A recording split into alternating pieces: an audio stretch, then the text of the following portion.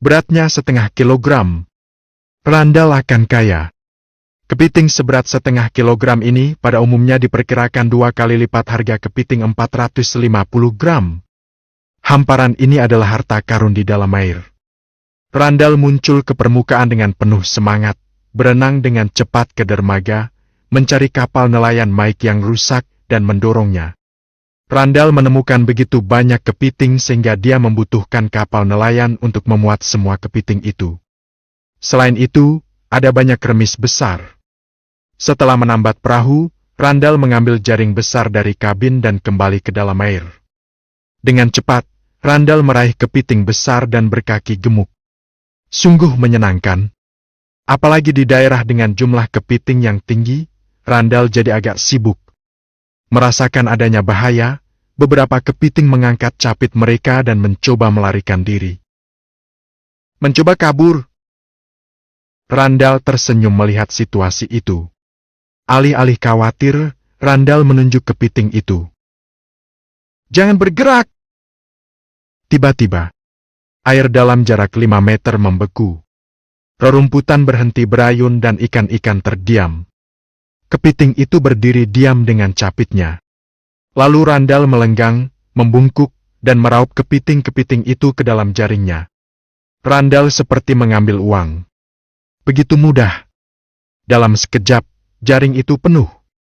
Randall keluar dari air, menuangkan kepiting ke kabin, lalu kembali masuk ke air. Setelah 7 atau 8 kali bolak-balik ke dalam air, dasar kabin dipenuhi kepiting.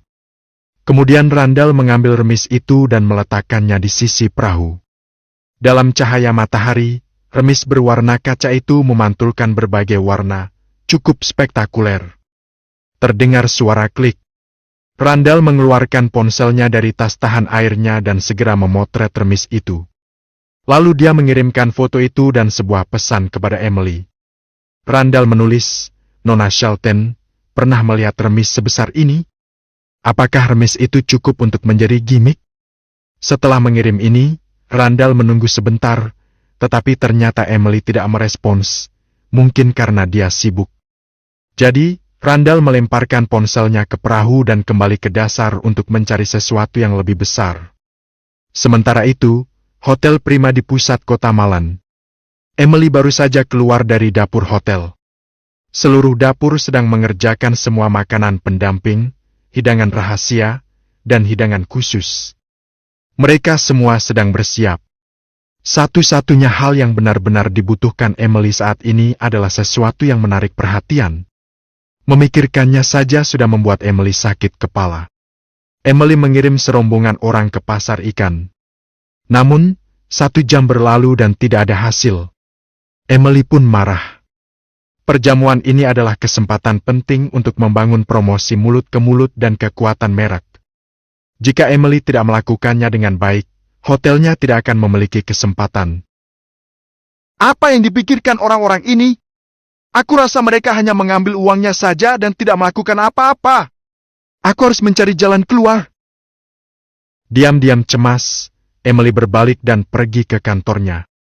Emily akan menghubungi teman-temannya di kota. Emily ingin meminta teman-temannya membeli beberapa hidangan laut dengan harga mahal dari hotel lain di kota. Namun, saat Emily masuk ke kantor dan mengangkat teleponnya di mejanya, dia terkejut. Randall mengirim 2 pesan kepada Emily.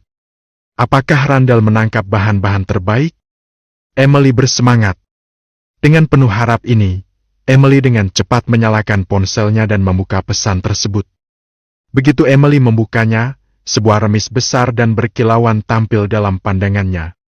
Mulut Emily menganga dan dia berkata, "Oh, ini adalah remis. Remis yang sangat besar. Bagaimana bisa kamu mendapatkan remis sebesar ini?" Kerang itu pun berwarna seperti kaca. Aku harus membeli remis ini. Aku akan memajangnya di lobi dalam akuarium. Ini luar biasa.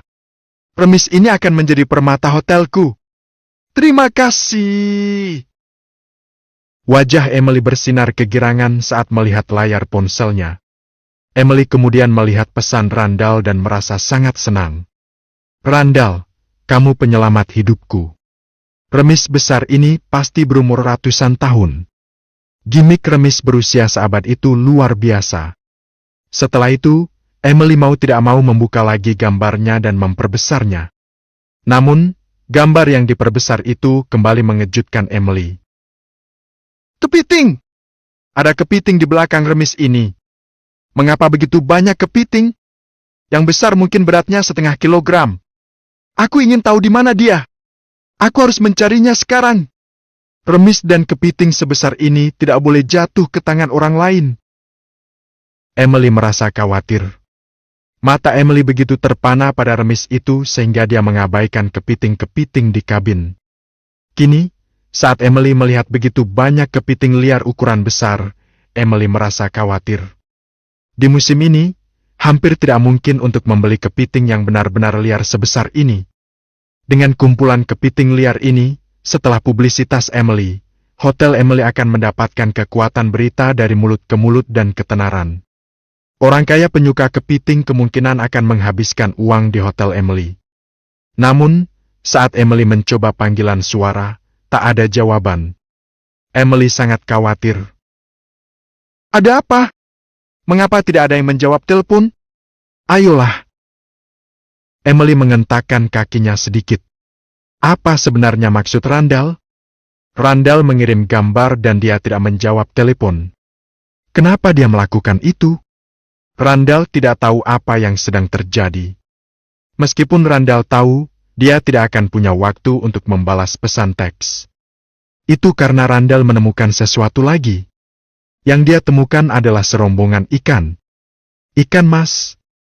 Lebih tepatnya, ikan mas yang memimpin rombongan ikan itu adalah seekor ikan mas merah besar sepanjang lengan. Bukankah ini ikan mas merah yang melambangkan kekayaan dan rejeki? Randall sangat senang. Ini ikan mas merah liar. Ikan mas merah besar ini tidak hanya indah bentuknya, tetapi juga murni warnanya. Setiap sisiknya begitu halus. Lebih dari 70 ikan mas keemasan di belakangnya juga berukuran besar. Jika Randall menangkap semua ikan mas ini, dia bisa mendapatkan hampir 70 juta rupiah. Sayang kabinnya terlalu kecil. Aku tidak peduli dengan ikan mas yang lain, tetapi ikan mas merah besar itu tidak dapat diukur dengan harga biasa. Aku akan tetap menangkapnya.